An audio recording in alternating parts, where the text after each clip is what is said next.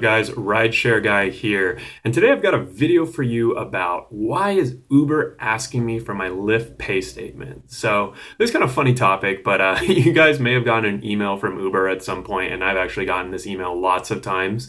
Lots of times to be honest. And basically, what the email says is that they offer you $10. Uber's going to offer you $10 for a pay stub from another rideshare company. Well, there's only other one rideshare company, so obviously they're talking about Lyft.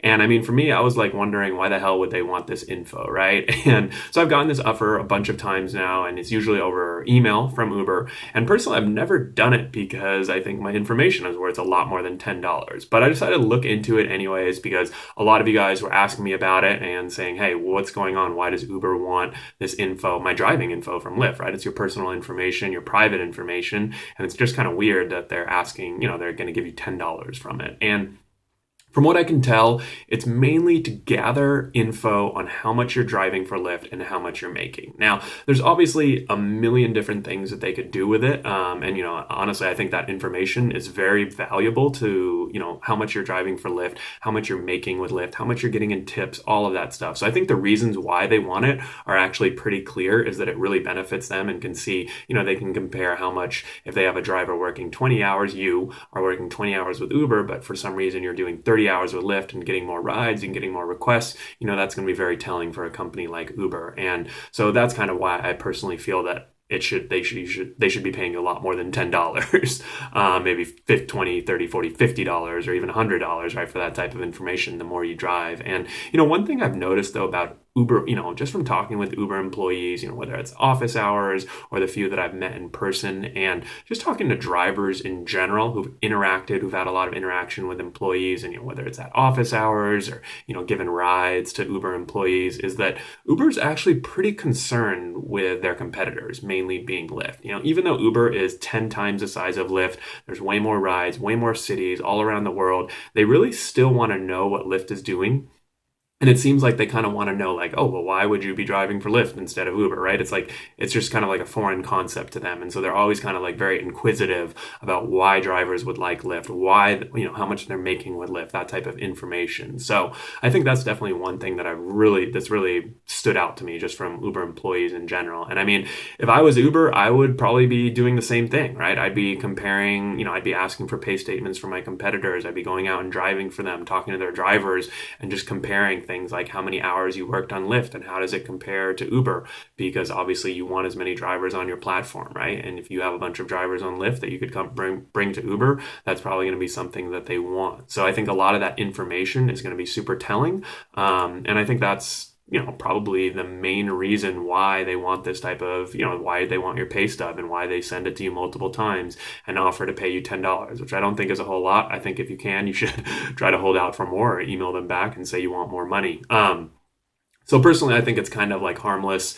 It's just kind of a matter of whether you're kind of willing to give up your privacy or information for $10. And like I said, I don't think that's worth it. I think it's worth a little bit more. But I mentioned this in one of my articles a few weeks ago, and a few readers actually reached out to me and they said they thought it might be so that Uber can go and show a judge that drivers, in like these employee misclassification lawsuits, whether, it's like the big one in California that just got settled or is in the process of being settled, or other lawsuits that are sure to come.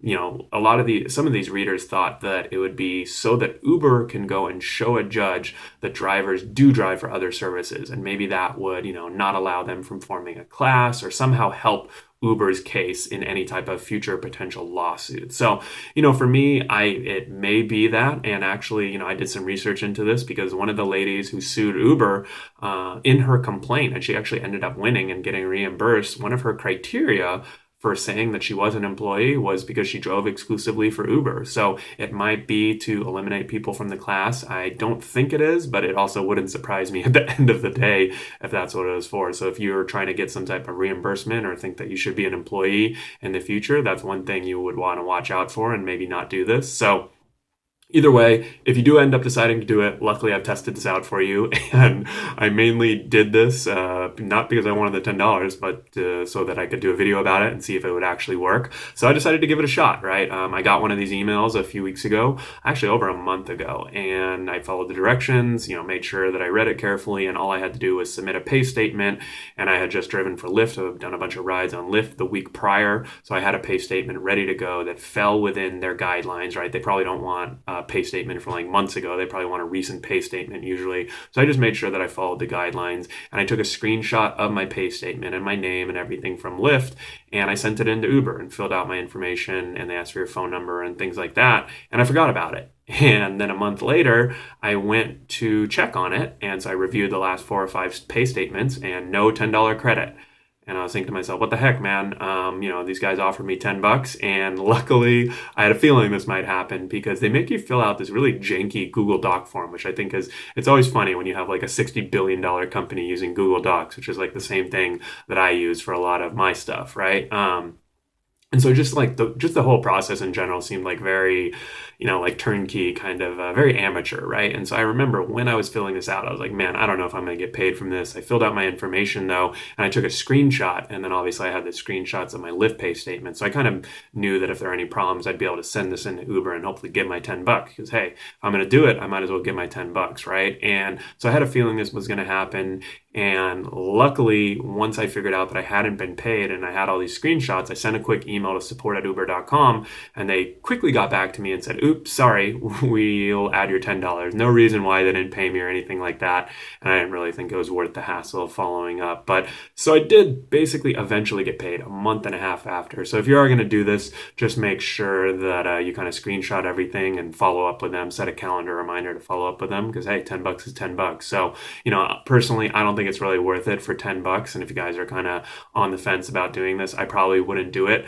If anything, I would email back to them and say, hey, for $100, I'll show you all my pay statements that you want or whatever you think is fair. So hopefully they'll start offering more and make it worth your time. So if you guys have any questions, if you tried this out yourself, definitely leave a comment below and feel free to like, comment, and subscribe on my channel. Take care.